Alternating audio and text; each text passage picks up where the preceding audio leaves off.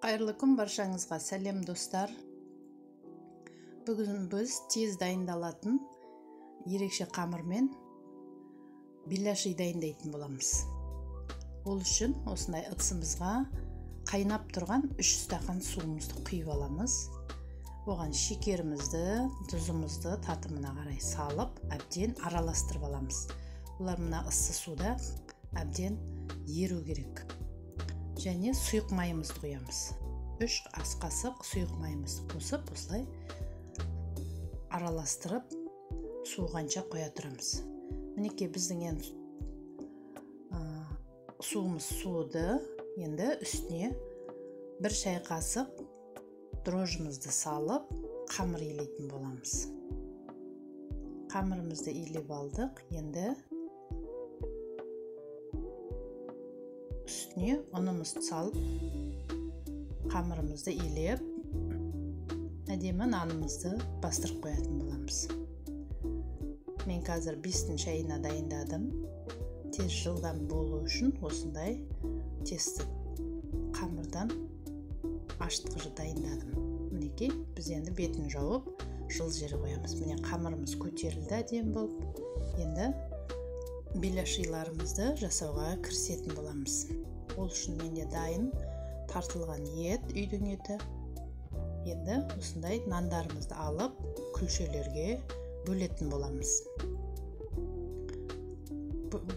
Күлшелерге бөліп алғаннан кейін әдемілеп домалақтап аламыз.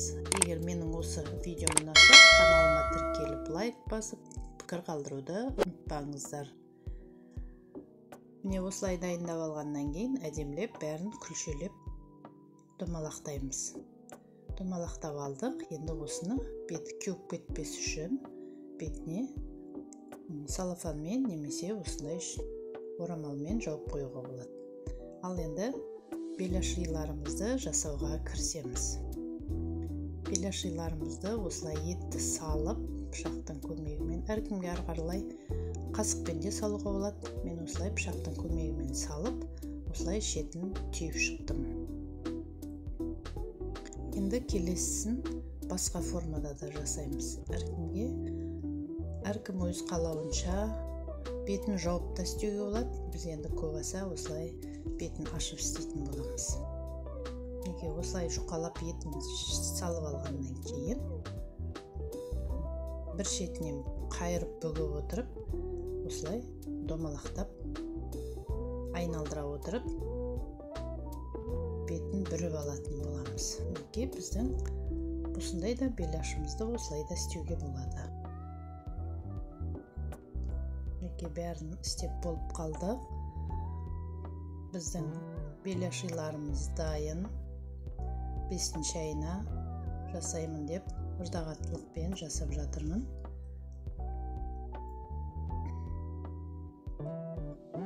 Енді осы дайын болған беляшиларымызды қоя тұрып, майымызды қыздыруға кірісетін боламыз.